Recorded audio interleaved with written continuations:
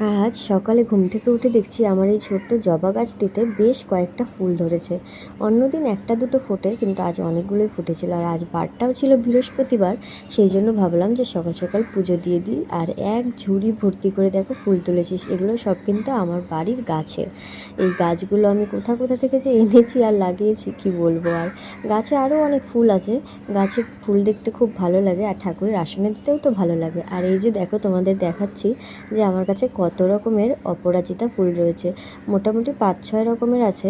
তো এই নীল পাপড়ির এক পাপড়িরও আছে, এটা তো 5 পাপড়ির, কিন্তু আজকে একটা ফুলও ফোটেনি ওই গাছটিতে।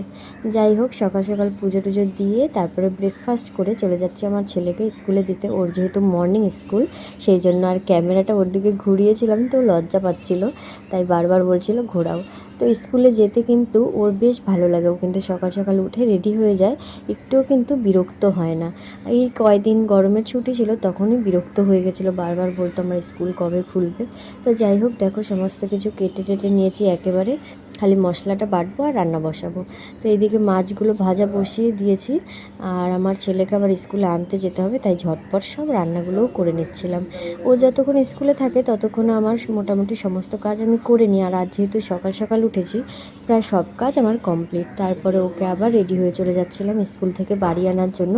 আর যেতে যেতে দেখো বৃষ্টি পড়ছে রাস্তায়, সেটাই তোমাদের দেখাচ্ছিলাম। আর দেখাচ্ছিলাম যে ওই যে ছাতাটা প্রভাত আমার জন্য এনেছিল সিকিম থেকে, ওই ছাতাটা নিয়ে আজ যাচ্ছে। আজ প্রথম বের করলাম ছাতাটা।